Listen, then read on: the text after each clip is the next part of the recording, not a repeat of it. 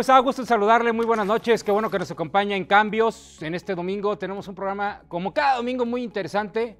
Un tema que sin duda va a simbrar este tema. Vamos a hablar del tema del combate a la corrupción, el trabajo de las fiscalías anticorrupción, el índice mundial que recién publicó Transparencia Internacional y que fue difundido por Transparencia Mexicana en temas de percepción de la corrupción, en tema de cómo está México en tema de corrupción. Y pues es un lujo de verdad y un gusto recibir de nuevo, ahora a la distancia, a nuestro buen amigo Eduardo Bojorquez, director general de Transparencia Mexicana. Mi estimado Eduardo, qué gusto saludarte en esta noche. Muy buenas noches, Miguel Ángel. La verdad es que el gusto es mío. Muchas gracias por la invitación. Muchas gracias. Y yo quisiera empezar, como dicen, por el principio. Y el principio de esta charla es el tema de este índice de corrupción que recientemente acaba de publicar Transparencia Internacional y que obviamente incluye a México. De hecho, estarán ustedes también por emitir el índice México, ¿no? Según tengo entendido, lo hacen después de este índice mundial. Platícanos un poquito del resultado de este índice. ¿Dónde está parado México con toda esta vorágine de hechos que vivimos, la desaparición de organismos autónomos, el tema de opacidad, el no saber en cómo se van a manejar el tema de los datos personales? ¿Cómo está parado México en este momento?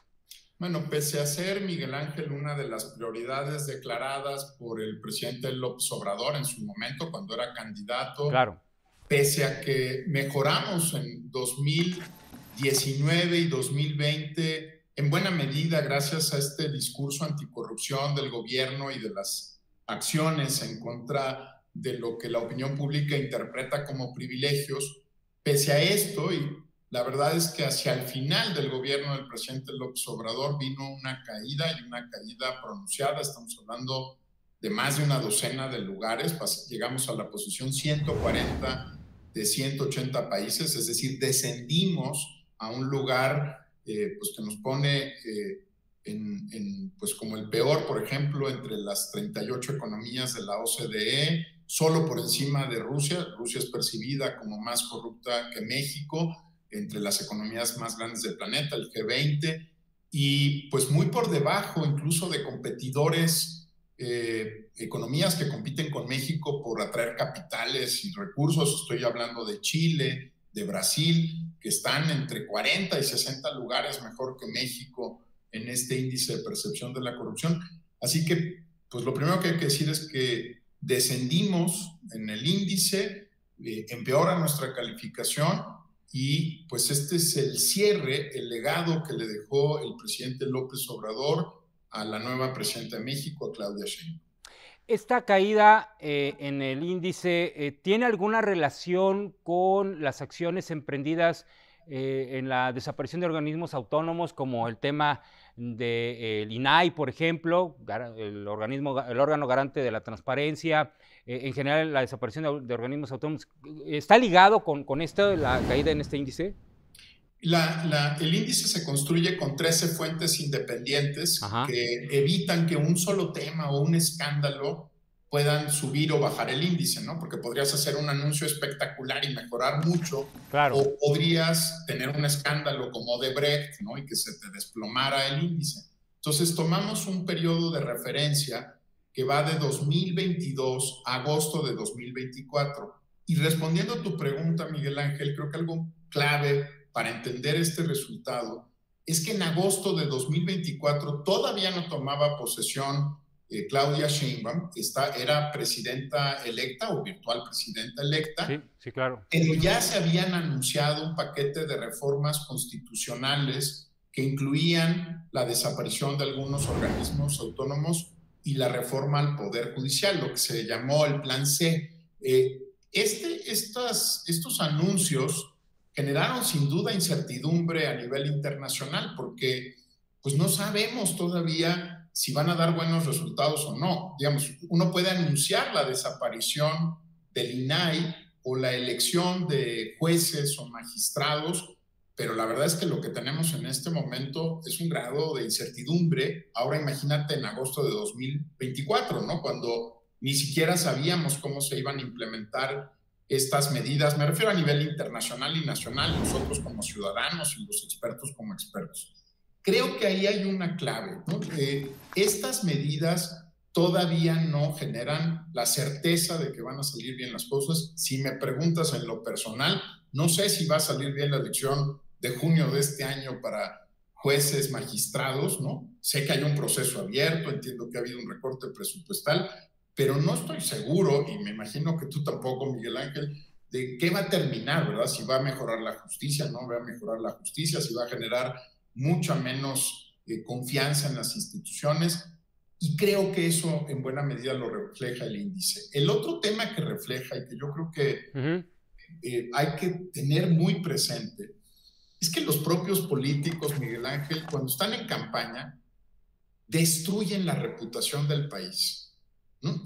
Se agreden unos a otros, todos se acusan de corruptos, de estar vinculados con el crimen organizado, de ser objeto, a veces con razón, ¿eh? No estoy diciendo que no haya evidencia, Miguel Ángel, tú has escrito Claro. sobre el tema, pero como que se les olvida que nos dijeron a todas las personas que habitamos este territorio que la clase política es súper corrupta, ¿no? Y que todos son corruptos y después piensan que eso no va a tener un efecto en la percepción que hay del país. Si le agregamos la presencia del crimen organizado, si le agregamos el hecho de que se vuelve cada vez más frecuente que se hable de la captura de instituciones municipales, de autoridades por parte del crimen organizado, la verdad es que es poco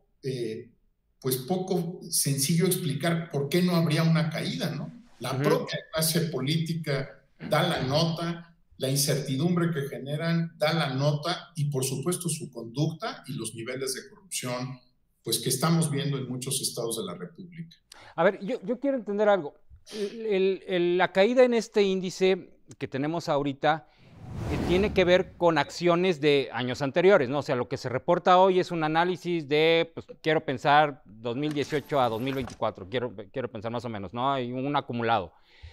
Entonces, todavía no sabemos realmente qué impacto va a tener el tema de la reforma judicial, que habrá que agregarla, el tema de la desaparición de organismos autónomos, porque en aquel entonces se anunció, pero no ha entrado obviamente todavía, no ha arrancado propiamente tal como se tiene previsto. No se sabe, por ejemplo, cómo va a quedar el manejo de toda aquella información que tiene la Plataforma Nacional de Transparencia, etcétera, etcétera. Ya veremos en la próxima medición. Ahora sí vamos a ver qué tanto nos va a impactar todo esto. O sea, podríamos caer aún más. Podría ser que siguiéramos cayendo, porque lo que va a medir es entre septiembre de 2024, bueno, no solo esto, ¿no? Ajá, claro. Mide la tendencia, pero se incorporarán valoraciones de septiembre del 24 al último dato disponible para hacer el de 2025, es decir, el que se publicará en enero o febrero del próximo año. Efectivamente, podría ser que, por ejemplo, una mala jornada electoral en junio generara mayor incertidumbre a nivel de los analistas o de los expertos, pero además, Miguel Ángel, esto también es lo que estamos viviendo, o sea, no es solo percepción internacional, ¿no? Si revisamos los datos del propio INEGI, 83% de la población cree que la corrupción sigue siendo un problema muy frecuente en México, ¿no? Datos del INEGI, no de Transparencia Internacional. Y si nos vamos ya no a la percepción, sino a la victimización, el propio INEGI tiene una estadística demoledora, que es que 6 de cada 10 mexicanas y mexicanos hemos sido víctima de extorsión o de corrupción policial. Entonces, yo diría que el índice confirma también lo que estamos viviendo, ¿no? O sea, aunque es un índice de percepción para podernos comparar con otros países, tiene mucho de confirmación de lo que estamos viviendo como mexicanas y mexicanos. Claro, y aquí hay otro tema, mi querido Eduardo. En esta ENSIG que hace el INEGI, también reporta que solamente el 4% de la población que se dice víctima de un acto de corrupción lo denuncia.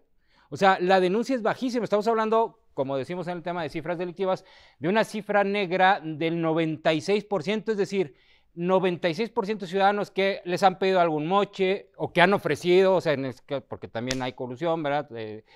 No se reporta. O sea, realmente ahorita estamos viviendo una radiografía de lo que reporta el 4% de la población. En términos estadísticos, sí, exacto. ¿No? Y lo que le responden al INEGI cuando son encuestados, ¿no? Cuando tienen la fortuna de haber caído en alguna de las muestras o de los instrumentos censales del instituto. Entonces sí tenemos una cifra negra grande y creo que tocas un tema adicional más complejo de explicar, pero que yo creo que es muy grave, que es una especie de doble corrupción, ¿no? Porque, por ejemplo, tú la denuncias. Ajá. La expones, los medios, las personas, ¿no? Pero en el proceso mismo de investigar la corrupción, puede haber corrupción, ¿verdad? Claro, O definitivamente. sea, puede ser que el acusado compre pruebas periciales al Ministerio Público, algún testigo. Entonces se puede volver una especie de espiral descendente donde cuando estás tratando de actuar para corregir el problema, vuelve a empezar el problema en otro plano, ¿no? Y aquí hay un tema interesante, mi querido Eduardo, antes de llegar, porque sí quiero abordar contigo el tema que platicamos previo a entrar a esta entrevista, que es el tema de las fiscalías anticorrupción, lo vamos a abordar después de la pausa, pero ahorita, antes de llegar al tema de la investigación del delito, hay todo un entramado complejo para presentar una denuncia por corrupción. Por ejemplo, está la Plataforma Digital Nacional, donde se supone que podría hacerse denuncias de manera anónima, no opera como se quisiera. Los estados tienen plataformas digitales también, cada uno de los estados.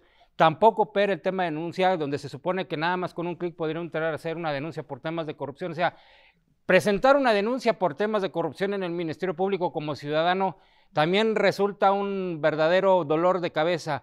O sea, no es nada más el tema de la investigación del delito como tal, que nos enteramos de los casos escandalosos, sino desde el tema de que no hay mecanismos claros, eficientes, para poder presentar una denuncia por temas de corrupción. Sí, por eso en muchas ocasiones hemos planteado, Miguel Ángel, que además de los canales de denuncia que tienen que mejorar, simplificarse, hacerse más atractivos también para que el ciudadano pueda utilizarlos, hay otro tema y es que ciertas formas de corrupción deberían de perseguirse ex oficio. Claro. No debería de mediar denuncia. Es decir, mira, si tú le preguntas, por ejemplo, al Departamento de Justicia de los Estados Unidos, ¿de dónde sacó los casos de corrupción que investigó en México o en otros países en los últimos años? Te va a decir el fiscal del Departamento de Justicia, pues me los encontré en el New York Times, ¿verdad? Oiga, pero entonces nadie presentó una denuncia. No. Aparecieron publicados en el New York Times. Me puse a ver si había mérito en la acusación, integré lo que nosotros llamaríamos una carpeta de investigación. Ajá. Si tuve elementos para poderla llevar ante un juez, pues la presenté ante un juez, y si el juez me autorizó investigarlo, un juez de control, el equivalente a nuestros jueces de control, lo investigo. Claro. Oye, pero entonces nadie denunció, ¿no? ¿No había un portal de denuncias? No. ¿Qué fue lo que necesitaba? Bueno, que hubiera un tema de interés social, ¿no? Así es. Y que necesitaba ser investigado. Hay una discusión ahí pendiente sobre si la corrupción tiene que investigarse ex oficio en ciertos casos, ¿no? Como si fuera un homicidio, ¿no? Si me permites, mi querido Eduardo, vamos a una pausa, rapidito, regresamos para abordar el tema de la persecución de la corrupción y unos datos sin duda interesantes que encontramos por ahí. Volvemos después de la pausa.